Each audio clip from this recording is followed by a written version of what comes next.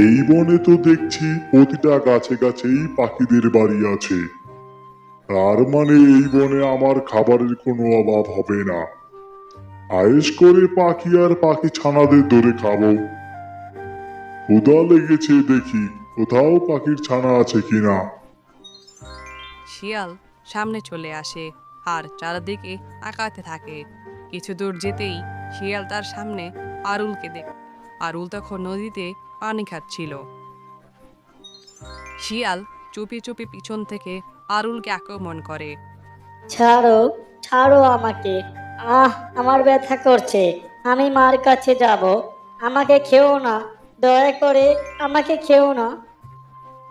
শিয়াল কিছু না বলেই আউলকে খেয়ে ফেলল।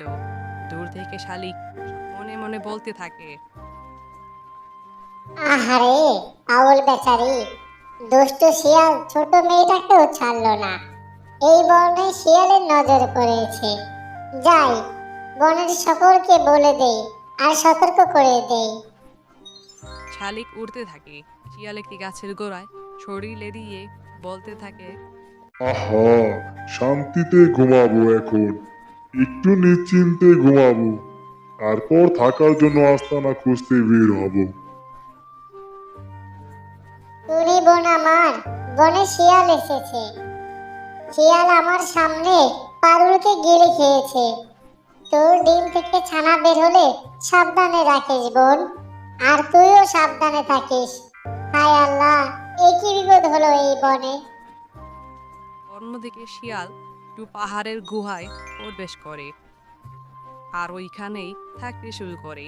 এভাবে কয়েকদিন কেটে যায়। একদিন শিয়াল নদীর পাড় দিয়ে হাঁটছিল।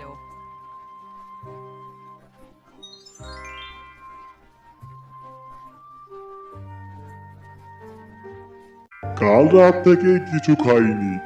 আজকে সারাদিনও কোনো পাখির জন্য খাবার পেলাম না। মনে হয় আজকে আমাকে নদীর পানি খেয়েই থাকতে হবে। তখনই শিয়াল চোখ যায় সামনে খেলতে থাকা যজ্ঞ কাকের দিকে। না না, আমাকে আর পানি খেয়ে থাকতে হবে না। আমার খাবার তো সামনেই। এখন এই কালো কাককে পেটে দিয়ে অশান্ত পেটকে শান্ত করব। এদিকে যজ্ঞ ফল খেতে আর বলতে থাকে, আহ, কি মিষ্টি ফল। এগুলো সব খেলে আমার শরীরে প্রচুর পুষ্টি হবে, আর আমি অনেক শক্তিশালী হব। তখন বনের কেউ আর আমার সাথে লড়াইতে পারবে না। বনের পাখিদের সাথে পরে লড়াই করিস। আগে আমার পেটে চলে আয় তুই। এখন আমার পেটে গিয়ে আমার নারী বুড়ির সাথে লড়াই করবি।